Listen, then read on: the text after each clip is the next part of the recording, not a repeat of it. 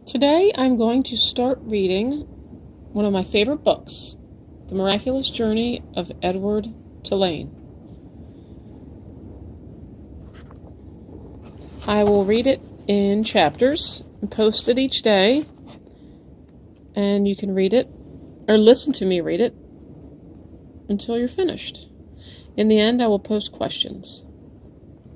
Now, Edward Tulane is a rabbit. That's him sitting in the chair. Obviously, this book is fiction because, China rabbits aren't alive. Chapter 1.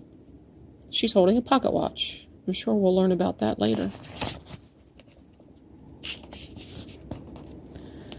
Once, in a house on Egypt Street, there lived a rabbit who was made almost entirely of china. He had china arms and china legs, china paws and a china head, a china torso and a china nose. His arms and legs were jointed and joined by wire so that his china elbows and china knees could be bent, giving him much freedom of movement. His ears were made of real rabbit fur, and beneath the fur there were strong bendable wires which allowed the ears to be arranged into poses that reflected the rabbit's mood, jaunty, tired, or full of ennui. His tail, too, was made of real rabbit fur and was fluffy and soft and well-shaped.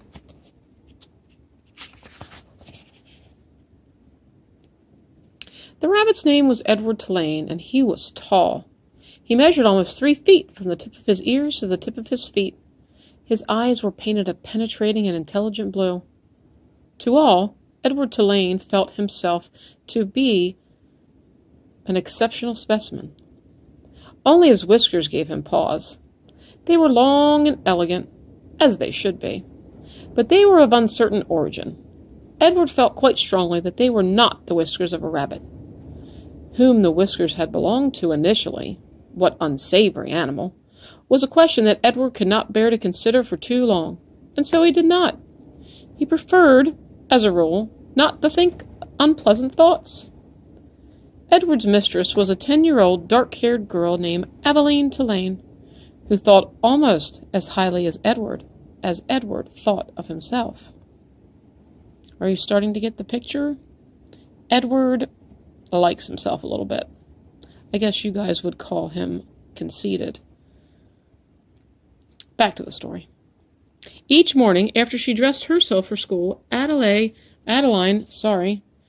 cat just walked across me. Abilene dressed Edward. The china rabbit was in possession of an extraordinary wardrobe composed of handmade silk suits, custom shoes fashioned from the finest leather and designed specifically for his rabbit feet, and a wide array of hats equipped with holes so that they could easily fit over Edward's large and expressive ears. Each pair of well-cut pants had a small pocket for Edward's gold pocket watch. Abilene wound this watch for him each morning. "Now, Edward," she said to him after she was done winding the watch, "when the big hand is on the 12 and the little hand is on the 3, I will come home to you." She placed Edward on a chair in the dining room and positioned the chair so that Edward was looking out the window and could see the path that led up to the Tulane front door. Abilene balanced the watch on his left leg. She kissed the tip of his ears, and then she left, and Edward spent the day staring out at Egypt Street, listening to the tick of his watch and waiting.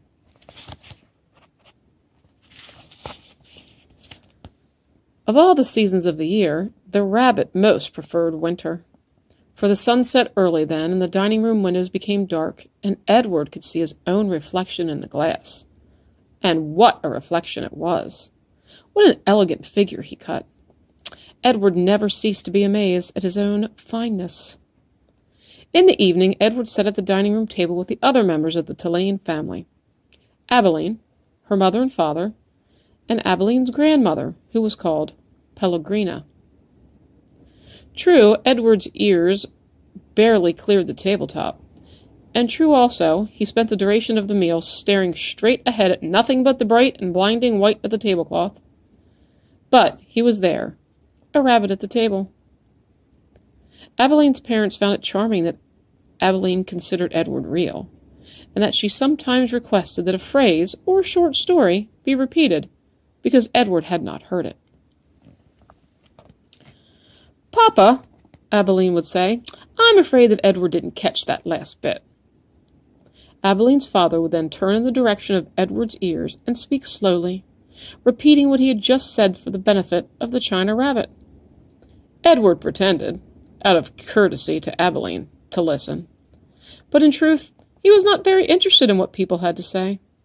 And also, he did not care for Abilene's parents and their condescending manner toward him. All adults, in fact, condescended to him. Only Abilene's grandmother spoke to him as Abilene did, as one equal to another. Pellegrina was very old. She had a large, sharp nose and bright, black eyes that shone like dark stars. It was Pellegrina who was responsible for Edward's existence. It was she who had commissioned his making, she who had ordered his silk suits and his pocket watch, his jaunty ears and his bendable ears. Jaunty hats and his bendable ears, his fine leather shoes and his jointed arms and legs, all from a master craftsman in her native France. It was Pellegrina who had given him as a gift to Abilene on her 7th birthday. And it was Pellegrina who came each night to tuck Abilene into her bed and Edward into his. "Will you tell us a story, Pellegrina?" Abilene asked her grandmother each night. "Not tonight, lady," said Pellegrina. "When?" said Abilene. "What night?" "Soon," said Pellegrina. "Soon there will be a story." And then she turned off the light, and Edward and Abilene lay in the dark of the bedroom. "I love you, Edward," Abilene said each night after Pellegrina had left. She said those words, and then she waited, almost as if she expected Edward to say something in return. Edward said nothing. He said nothing because, of course, he could not speak. He lay in his small bed next to Abilene's large one. He stared up at the ceiling and listened to the sound of her breath entering and leaving her body, knowing that soon she would be asleep. Because Edward's eyes were painted on and he could not close them, he was always awake. Sometimes, if Abilene put him into his bed on his side instead of his back, he could see through the cracks in the curtains and out into the dark night. On clear nights the stars shone, and their pinprick light comforted Edward in a way that he could not quite understand. Often he stared at the stars all night until the dark finally gave way to dawn.